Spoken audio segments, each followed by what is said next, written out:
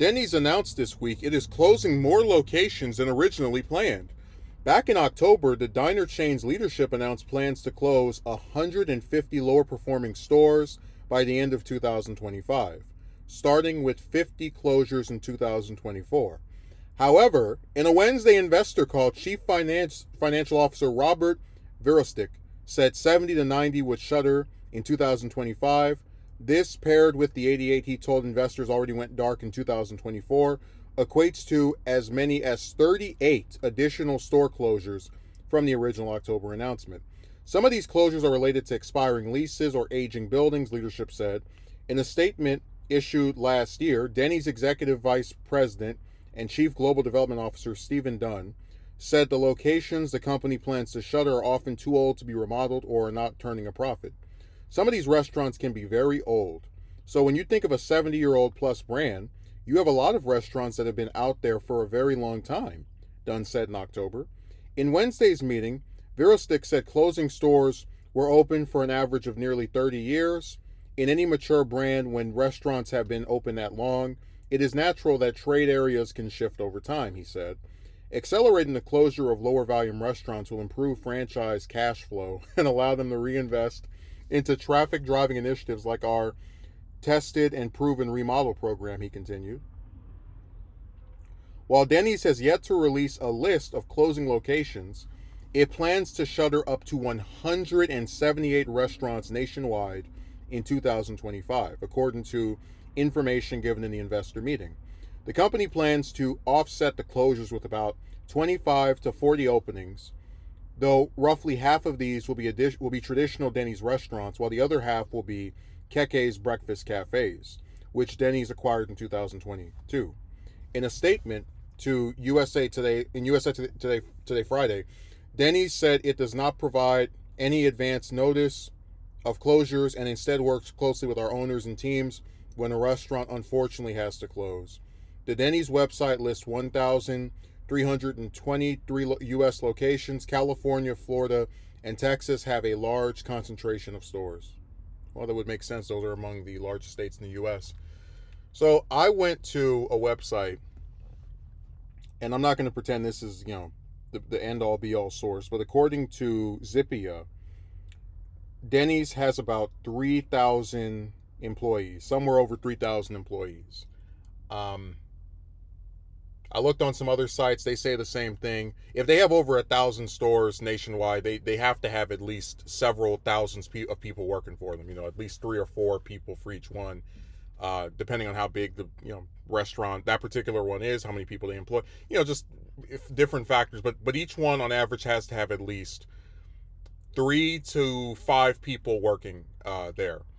If they're going to close 178 stores, that is at a minimum several hundreds of people out of jobs. 400, 500, 600 jobs gone.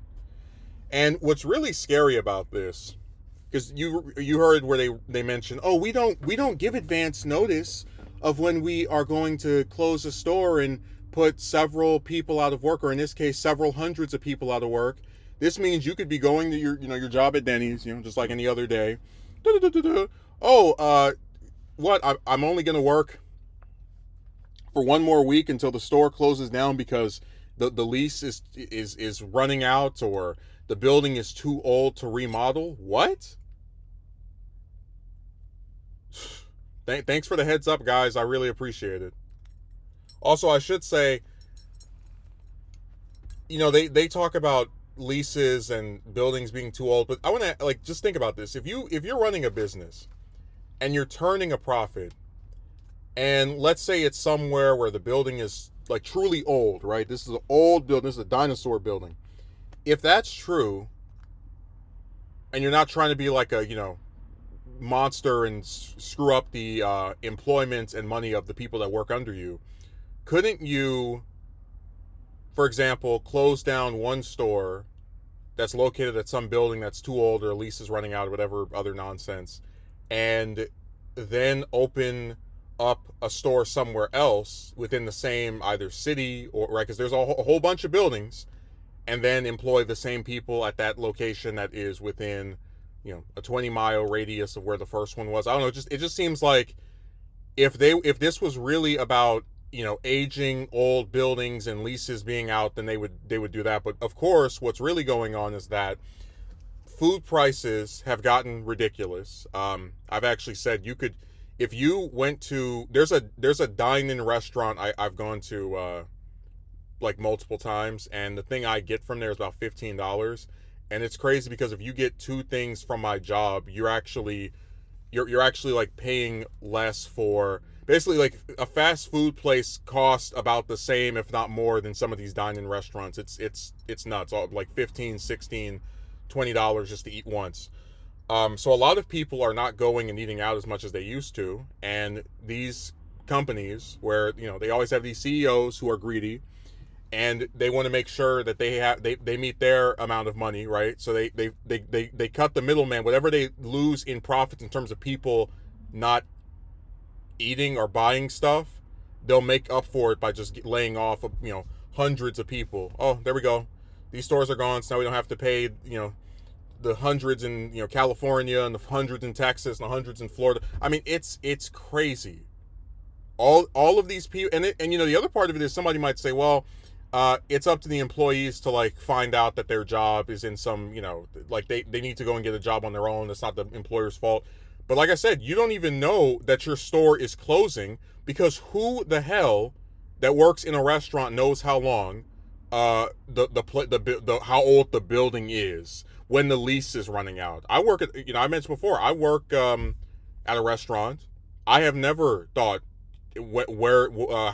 how long have they owned this building?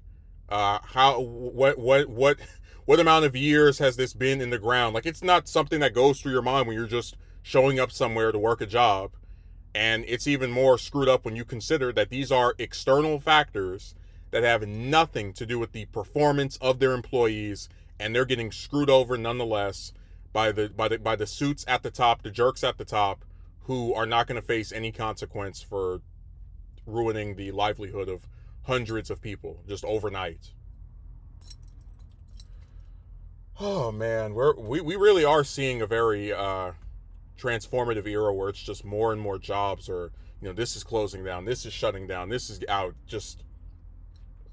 And the thing they're never going to understand is that you can call yourself trying to stave off the inevitable when you have products that cost too much, and you also are like barely even, paying the people that work for you. It is going to. I think Denny's is going to end up like Blockbuster. Maybe they'll last a few more years, right? But these other restaurants are beating them, and a lot, even people that are like not the biggest fans of just going out and eating still don't are going to probably go somewhere else. It's sad. Just stuff like this honestly should be illegal. All of these billion-dollar companies with hundreds or thousands of or over 1,000 locations. Oh, we're so poor. We can't afford to keep our employees employed. We have to shut down 100+ restaurants and over the course of 2 years just to stay in business supposedly. Give me a break.